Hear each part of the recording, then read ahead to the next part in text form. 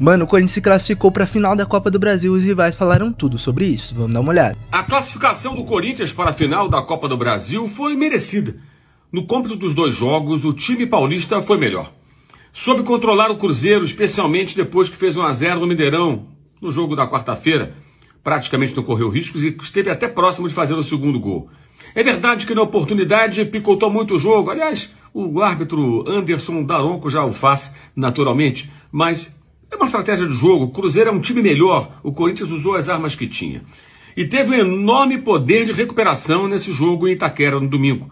Porque neste domingo, o Corinthians foi dominado no primeiro tempo pelo Cruzeiro, sofreu 1-0 até de forma tardia. A equipe mineira já poderia ter aberto o placar muito antes.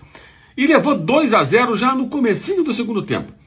Teve forças para reagir, reduzindo o placar numa falha do ex-goleiro histórico Cássio, numa saída de gol. A bola daquela, o goleiro tem que socar a bola para longe. O Cássio permitiu que ela passasse, o Corinthians reduz o placar, empata o confronto, no placar agregado em 2-2. E depois disso, foi bem mais perigoso. 2 vezes a bola se chocou contra as traves cruzeirenses. E no final, na disputa de pênaltis, um capítulo à parte, A maneira como o Gabriel Barbosa, outrora chamado Gabigol, hoje é até difícil chamá-lo assim, bateu o pênalti foi algo inexplicável. Ele é um dos melhores batedores de pênaltis da história do futebol brasileiro, sem exagero. E ele também é muito Corinthians, Mas o que foi aquilo? Bateu quase no meio do gol, praticamente recuou para o Hugo Souza, que é um goleiro muito bom em penalidades máximas. E ele facilmente fez a defesa. Depois pegou mais uma, e aí o Corinthians conseguiu a classificação. Foi emocionante para o corintiano, frustrante para o torcedor celeste. Temos aí muito claramente o herói, o goleiro do Corinthians, e um vilão, o centroavante que não se sabe até quando ficará no Cruzeiro depois dessa noite tão infeliz em São Paulo. Corinthians e Vasco, hein? Quem diria? Galera, mas falando sério agora, como um fã de futebol, tá? Um cara apaixonado por futebol, gosta de brincar, tirar uma onda, mas agora falando sério. São 2 torcidas que merecem, cara? Sofreram muito, principalmente por situações fora de campo, extra-campo, de diretoria, de turbulência aqui e ali. E o vascaíno, por exemplo, na minha opinião, tá? É o torcedor mais apaixonado do Brasil, cara. Porque há quanto tempo o Vasco tá, numa sofrência que não acaba, e mesmo assim lota estádio, torcida apaixonada, nossa, tá louco. Pô, mas o Corinthians também faz tudo isso, O Corinthians há tanto de tempo que não conquista um título a nível nacional, é quase 10 anos. E a torcida sempre comparece a 40 mil em todos os jogos. Então vai ser uma final legal de assistir. Eu sou Vascão desde pequeno, não preciso nem falar, mas eu sou muito Vasco. Nossa senhora, é Vasco muito. Mas vamos ver, vai ser legal acompanhar. Diretoria, o Corinthians é uma força da natureza a ser estudada junto com a sua fiel torcida. O Corinthians se classifica nos pênaltis contra o Cruzeiro depois de um jogo espetacular daqueles que é o seguinte, meu irmão. Eu prefiro pontos corridos. Não fala comigo, não olha na minha cara, não me segue, você não é meu amigo. É impossível preferir pontos corridos. Não tem como alguém argumentar comigo, pelo menos comigo. Você pode argumentar com outra pessoa. Comigo tu não vai conseguir. Cara, mata-mata é muito mais emocionante. Muito, muito mais mesmo. 2 jogos ali pra decidir é absurdo, Nem se cria com essa conversa. Isso é futebol, irmão. Essa porra é a alma do futebol, cara. Tu bota um contra outro, acontece a porra toda. É bicicleta na trave, é o caralho. É torcida. Irmão, é outro patamar de jogo, entendeu? É bizarro. E hoje, cara, parabéns pro Cruzeiro por reverter o resultado. É muito difícil reverter um resultado contra o Corinthians. Eu não tô com o olho roxo, tá, gente? É a luz. É muito difícil reverter o resultado contra o Corinthians com casa cheia na casa do Corinthians. Mas, no segundo tempo, e principalmente pra mim, um jogo que mostra muito o lado mental da partida, O Corinthians foi pra Belo Horizonte, onde o Cruzeiro era o grande favorito. O que o Corinthians fez? Foi lá e conseguiu ganhar um jogo.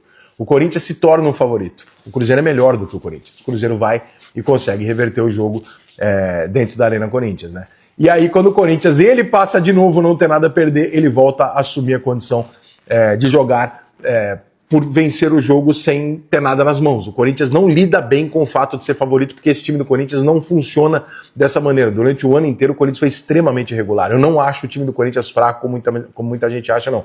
Se olha posição por posição, não acho mesmo. Acho o time do Corinthians muito bom. Não é o Flamengo e o Palmeiras, estamos falando de outra coisa. O Cruzeiro... Mas o fato é que o elenco do Corinthians escolhe jogos pra jogar, escolhe vários jogos, É melhor do que o Corinthians. E hoje fez uma grande partida. O Mateuzinho, como eu digo aqui há algum tempo, eu não sei se é o Lucas ou se é o Romero, não sei quem vai sair, mas o Mateuzinho tem que jogar nesse time. Ele é muito bom jogador.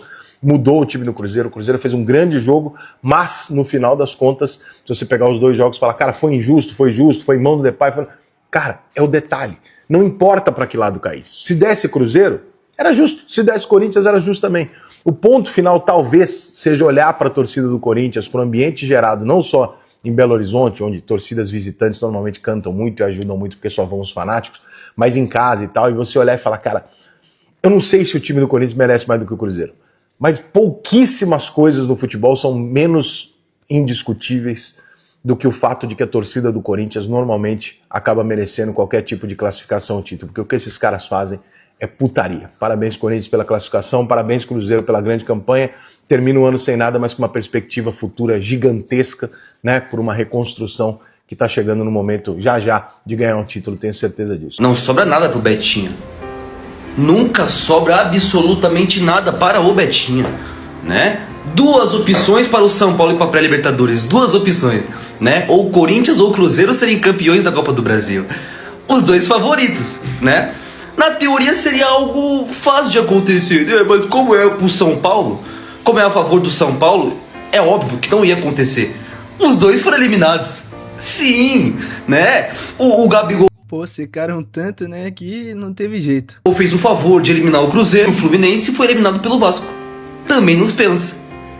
Bacana. O São Paulo está fora da pré-Libertadores. O São Paulo não joga a pré-Libertadores. Não joga.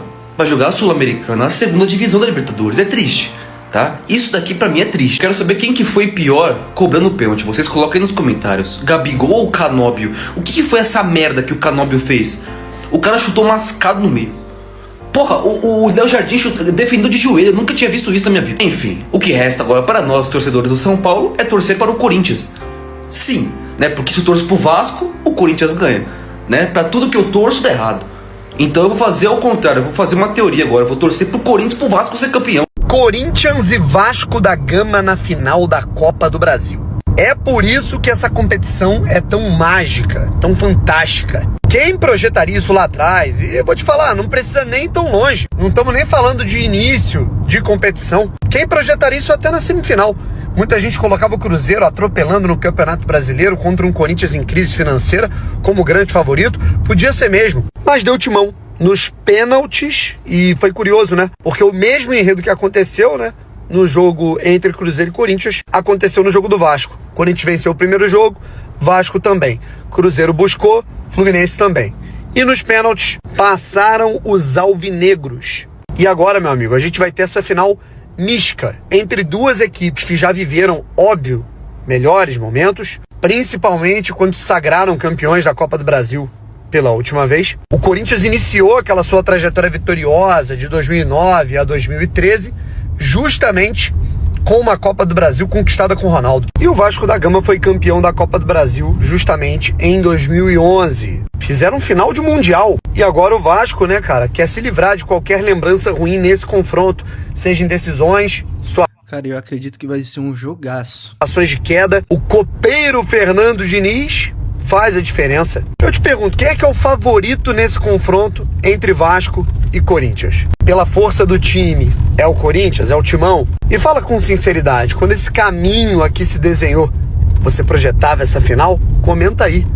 Enfim, rapaziada, até aí o pessoal falando um pouco sobre essa classificação do Corinthians, que vai enfrentar o Vasco agora, e foi uma classificação histórica para ficar marcada em todos os corintianos, todos os torcedores do Corinthians, realmente do jeito Corinthians, sofrendo até o final, até o chute do Gabigol ali, defendido pelo Hugo, e depois o chute do Wallace, realmente, se não é sofrido, não é Corinthians, né? Mas comente aí sua opinião, e não esqueça de deixar seu like e se inscrever no canal. Valeu!